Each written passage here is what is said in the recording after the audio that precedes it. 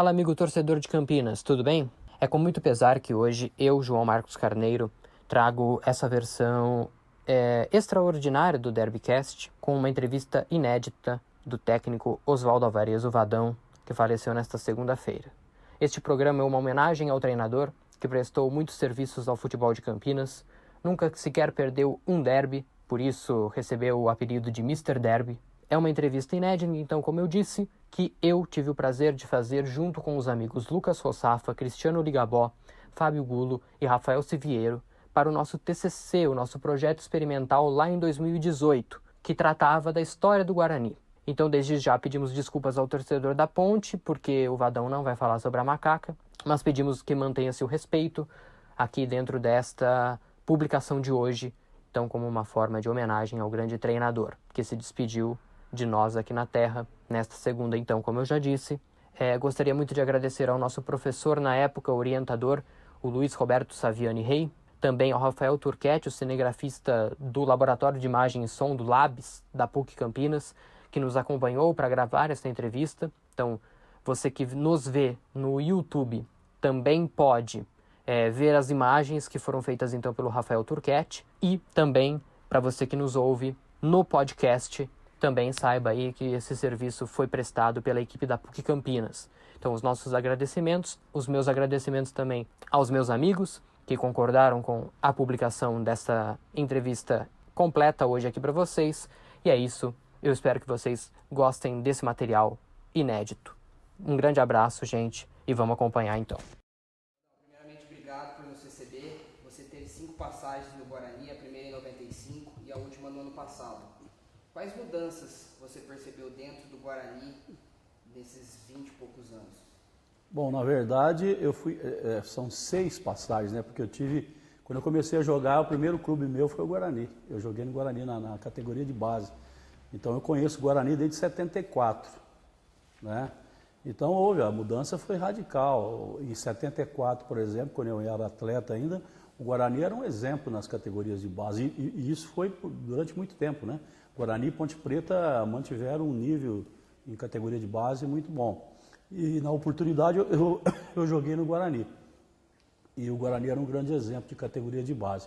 Aí veio passando o tempo, as coisas foram se modificando. E depois eu tive a minha primeira passagem como técnico em 95. Eu trabalhava no Mojimirim, faziam 3 anos que eu era técnico do Mojimirim, eu fui contratado pelo Guarani na gestão Beto Zini. Eu trabalhei 2 vezes na gestão Beto Zini, em 95 e depois voltei em 97 e 98. Você até comentou do Mogi, naquela época do Carrossel Caipira. Você veio do Mogi na sua primeira passagem como treinador do Guarani, mas na época foram apenas 6 jogos no Campeonato Paulista. O que você acha que aquela passagem foi tão curta? Não, mas o problema da passagem ser curta foi uma opção minha, porque na verdade o Guarani, eu tive um problema com o atleta, e aquele problema a gente não conseguia resolver, eu pedi demissão. Não foi uma demissão do clube, fui eu que pedi demissão depois da vitória nossa contra a Portuguesa lá em Jundiaí. Porque naquela oportunidade teve nós jogamos os 3 primeiros jogos fora de Campinas. Tinha dado uma chuva e tinha apodrecido o gramado. A chuva foi muito forte, criou muito lodo, muito barro, e o campo do Guarani ficou prejudicado. Então nós jogamos 6 partidas, 3 eram fora mesmo, e as 3 que eram dentro de Campinas, a gente jogou fora. A gente jogou uma partida, acho que foi contra a Ferroviária, se não me falha a memória, em Mojimirim. Jogamos uma partida com o Corinthians em Limeira, que era mando nosso, mas jogamos em Limeira. E o terceiro jogo nosso, que seria com a Portuguesa no Brinco, a gente jogou em Jundiaí. Então, na verdade, eu joguei 6 partidas fora de casa. E a campanha era uma campanha razoável, era uma campanha boa, uma campanha que não tinha nada de excepcional. Eu queria que você falasse um pouco de 2009, que foi justamente o último acesso do Guarani para a Série A do Campeonato Brasileiro. Você esperava uma campanha tão positiva ou ficou um gosto amargo por ter sido vice-campeão? Como é que é? Não, ficou um gosto docinho de ter subido. Porque, na verdade, diferentemente das 2 outras passagens, onde o Guarani ainda tinha grandes jogadores, grande time, quando a gente chegou em 2009, o time tinha sido rebaixado no Campeonato Paulista. E eu tinha que montar o brasileiro. E pelo rebaixamento do Paulistão, é óbvio que existe um desgaste geral dos atletas. Então precisou mandar quase que todos os jogadores embora. A gente trocou o elenco todo. E isso num período de 15 dias, porque o brasileiro ia começar. Então a gente montou um time em cima da hora e as coisas se encaixaram. E naquela oportunidade, o concorrente nosso para o título, falando em título, né, em ser campeão, era o Vasco. O Vasco com um poder econômico muito mais elevado. Mesmo assim a gente ficou em segundo. Mas foi uma campanha muito bonita, porque a gente nunca saiu do G4, o campeonato todinho. E para uma equipe que nem o Guarani, que foi montada em cima da hora, um time mais humilde, você passar 36 rodadas, 38 rodadas dentro do G4, foi um feito assim, interessante e importante para o Guarani. Naquela época, aquele começo avassalador, o derby, você acha que aquele lá foi o ponto-chave para o Guarani subir? Foi, porque o nosso time era uma incógnita, a gente não sabia o que ia acontecer. Ele foi montado em cima da hora. Eu até me lembro que eu sempre me dei muito bem com a torcida do Guarani, né? E aí nós chamamos os torcedores lá, eles quiseram conversar comigo. Eu falei, vocês precisam dar uma trégua para a equipe nas primeiras rodadas. Nós precisamos de umas 5, 6 rodadas aí de trégua para que a gente possa colocar em prática e o time entrosando dentro da competição. Nós não temos tempo, nós tivemos que montar, remontamos tudo, o time caiu, tivemos que trocar o elenco todo. E aí a torcida falou, não, deixa que nós vamos segurar essas 5, 6 partidas, nós só vamos apoiar, tal. E foi fundamental, porque a gente deu uma arrancada violenta, né? Em 2010, você saiu do Guarani depois de uma vitória em cima do Fortaleza na Copa do Brasil. O que aconteceu para você sair justamente depois de uma vitória? Não, na verdade é o seguinte, nós fizemos eu tinha subido, né? E permaneci. Quando chegou no Campeonato Paulista, a gente ficou naquele dilema. O presidente era o Leonel, né? E nós ficamos num dilema. Olha, veja bem, nós temos que montar o time para o brasileiro da Série A. E estava disputando a A2 do Paulistão. Então nós ficamos numa encruzilhada. Por quê? Porque não podia gastar nos primeiros meses para ter dinheiro para montar o time da Série A. Então ficou aquele negócio e a gente aí não se entendia. A gente não entrou num acordo, o que a gente iria fazer. E a gente não montou um bom time para a Série A2 e a gente não subiu.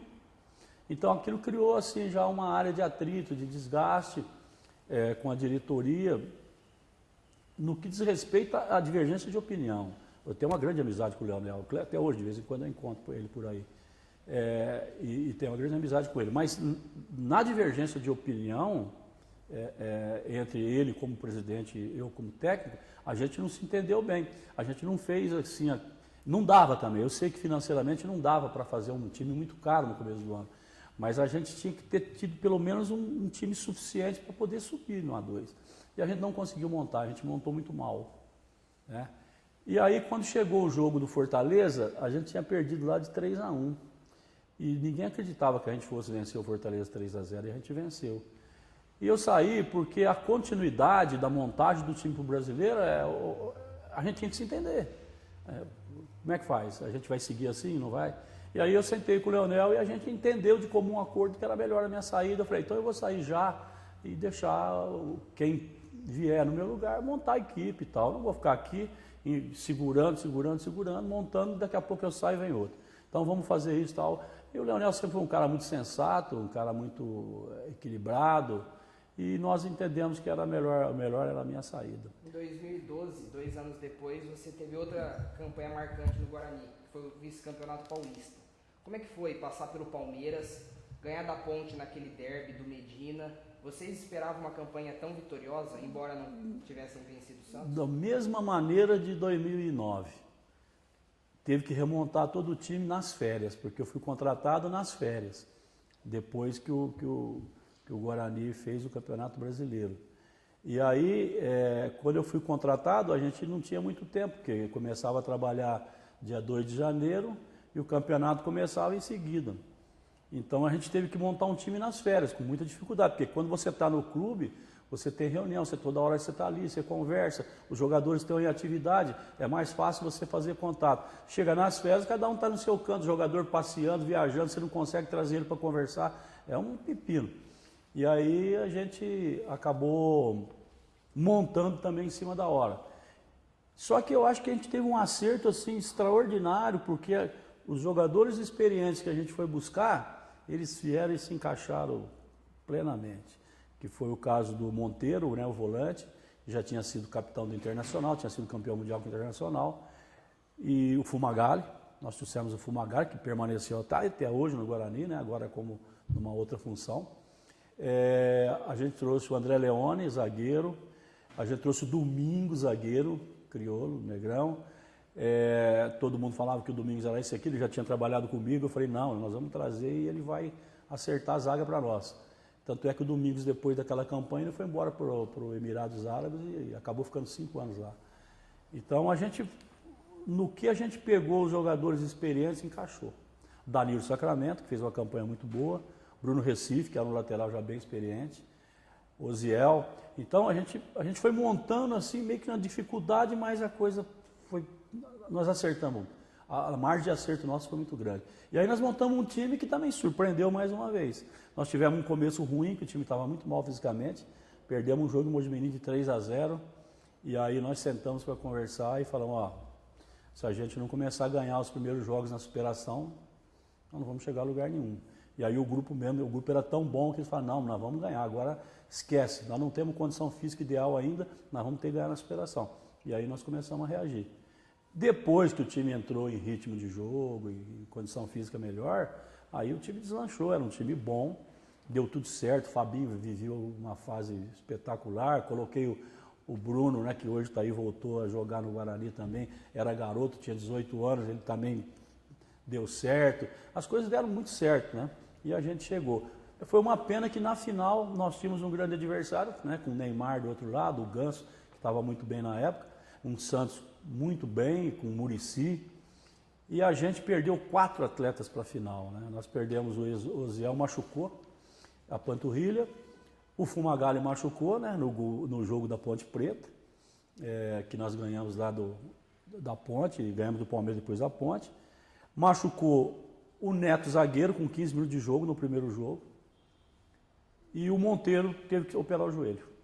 Então nós perdemos uma espinha dorsal que era muito importante para nós e fomos jogar com o Santos em condições assim, nós desfalcados e o Santos com o time total. E aí a gente teve dificuldade no primeiro jogo, o segundo jogo foi bem pareado, a gente poderia ter tido uma sorte melhor, mas o Santos era melhor, sim, indiscutivelmente. Em 2012, o jogo mais marcante, pelo menos para o torcedor do Guarani, foi a vitória no derby. Naquele jogo vocês começaram perdendo 1-0, foram para o vestiário com o Fumagalli substituído, tanto é que você colocou o Medina. O que você fez que o Guarani, dentro do vestiário, que o Guarani voltou contra a postura, o Fábio Bahia fez o gol e depois vocês conseguiram virar e foram para a final? Não, na verdade, aquele grupo lá de jogadores, ele tinha um poder de reação muito forte. E quando a gente entrou no intervalo perdendo de 1-0, a primeira coisa que eu falei para eles foi o seguinte, nós estamos jogando bem. Se a gente não se perder emocionalmente, continuar jogando bem, a gente tem chance de virar. Porque às vezes no derby, o que acontece no derby? A gente que já disputou vários. O que acontece é que existe uma motivação excessiva. O torcedor cobra, fica doido a semana inteira, quer falar com os atletas, a imprensa fala, é treino secreto, fecha o estádio para treinar. Então existe uma pressão que não existe nos outros jogos.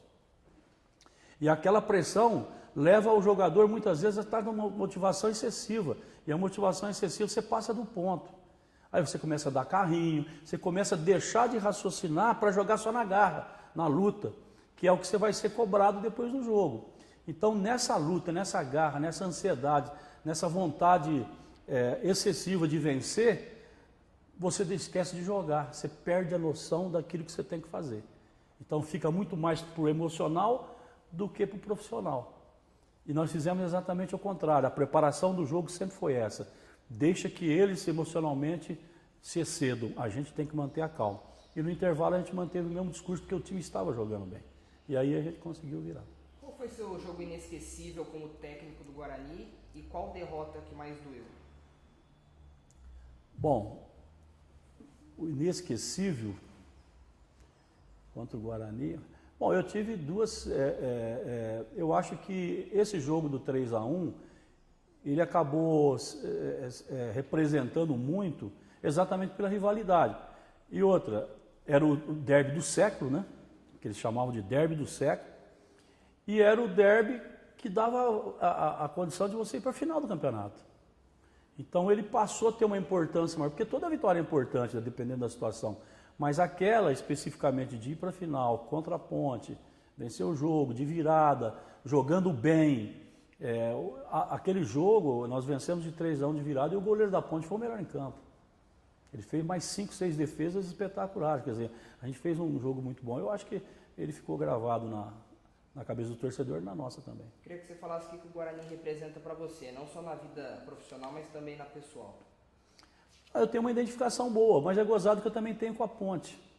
Tanto é que agora, antes de ir para a seleção brasileira, voltar para a seleção brasileira feminina, eu tinha acertado com a Ponte também, quer dizer, eu trabalhei 5 vezes no Guarani e ia trabalhar a 5ª vez na Ponte Preta. Igual. Então, só que o Guarani tem uma identificação como eu tenho com a Ponte. Só tem um fato que quando eu comecei minha carreira como atleta, eu comecei no Guarani. Então o Guarani sempre foi um clube que o torcedor sempre me respeitou muito. Sempre houve uma troca de energia muito boa entre a minha pessoa e o clube. Então foi um dos clubes assim que me deu muita satisfação de trabalhar, porque dizem, né, que o melhor lugar do mundo é onde você é respeitado. E no Guarani eu sei que eu sou. Você passou por 5 mandatos de presidente. Trabalhou com o Beto, com o Leonel, com o Mingoni, com o Palmeirão e com o Orley. Qual a diferença de estilos aí na gestão, com que você trabalhou? Teve algum que o trabalho foi melhor, ou seja, a política acabou não interferindo dentro do gramado? Não, todas as passagens, as pessoas relacionam muito com o resultado, né? Às vezes o resultado não é bom e você acha que a coisa não fluiu dentro da diretoria. Não foi o caso. O Beto Zini, por exemplo, era um presidente, até certo ponto folclórico, um cara muito inteligente, um cara que conhecia muito futebol. E ele, todo dia, ele queria conversar sobre futebol, ele dava a opinião dele, ele era um cara ativo nesse sentido. Tem presidente que, por exemplo, o Leonel. O Leonel tem um estilo completamente diferente. O Leonel nunca chegou para mim e cobrar a escalação, como é que você vai jogar, você vai pôr um atacante a mais, um a menos. A gente não tinha esse tipo de conversa com o Leonel. Ele é um estilo diferente, ele entendia que se ele me contratou eu tinha que tomar conta do futebol e ele tomar conta do resto. O Beto já era diferente. O Mingoni já era um cara assim, participativo em tudo. Em escalação não, mas era um cara que estava ali junto toda hora, todo momento e sempre ali. O Palmeirão, eu peguei pouco, eu peguei o Orley é um cara muito firme, tem uma opinião muito formada. Quando ele tem uma opinião, ele sustenta a opinião dele. O Palmeirão foi assim, foi muito pouco o tempo que eu trabalhei com ele. Até porque ele vinha da diretoria do Orley, né? Foi uma sequência, né? Quando o Orley sai, ele assume, mas era do mesmo grupo político. A minha última pergunta é sobre o Fumagalli. Hoje ele é um dos principais ídolos recentes do Guarani. Você trabalhou com ele diversas vezes. Queria que você falasse um pouco dele, qual foi a importância dele no elenco de 2012 e se ele naquela época já tinha aquele espírito de liderança, porque hoje ele é coordenador e está por trás do Guarani. Não, ele sempre teve. E ele foi um jogador importante em todos os sentidos, tanto na parte de liderança como na parte técnica. A parte técnica nem se fala, né? Porque ele teve passagens anteriores lá atrás e depois voltou comigo já mais experiente. E permaneceu até agora. Então ele teve um ciclo no Guarani muito interessante. E nesses últimos anos que ele jogou no Guarani, sem contar lá atrás, onde ele era bem mais jovem, ele pegou o Guarani em momentos muito difíceis, como foi em 2012, como foi em outras campanhas da Série C, da Série B. Então eu acho que ele tem uma passagem marcante, indiscutivelmente ninguém vai tirar isso dele.